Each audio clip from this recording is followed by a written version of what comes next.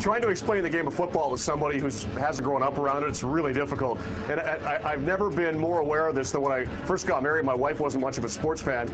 And something as simple as a first down, which is one of the fundamental objects of the game, was very difficult to explain to somebody. You realize after a while how complex the sport is, how many different rules there are. It's not as simple as most sports where, you know, you put the puck or the ball in the net, that's one. Different ways to score. It's a very complicated game, but once you learn it, I think it's the most interesting game from a fan's perspective because there's so much in the way of strategy and so much in the way of game planning. Boil it down to its essence, move the football down the field and put it in the end zone.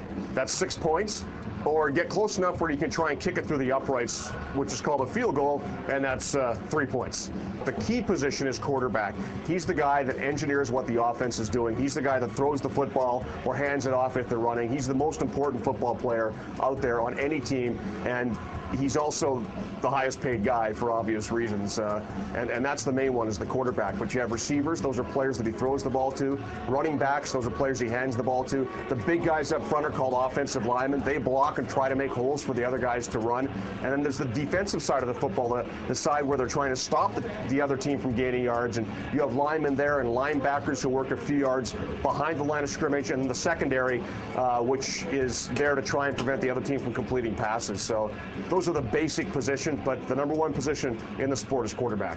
Now, a down is an attempt you have to try and gain at least 10 yards, and then if you get 10 yards or more within those 3 downs, you get 3 more downs to keep trying to do the same thing, and that's how you move the ball down the field. CFL is 3 downs, NFL has 4 downs.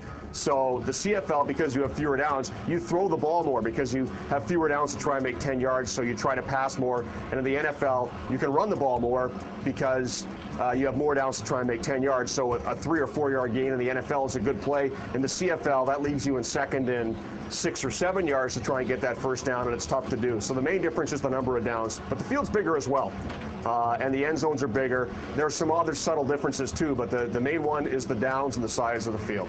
BC's looks very good. They've got almost all of their starters coming back. Only 4 guys who were starters last year have not returned, and they, on paper, I think are the best team in the CFL. Lots of things can happen between now and the end of the season, but when it comes to, you know, if you're going to make predictions, who's going to win the Grey Cup, the Lions would have to be favored because they're basically the same team that won it last year.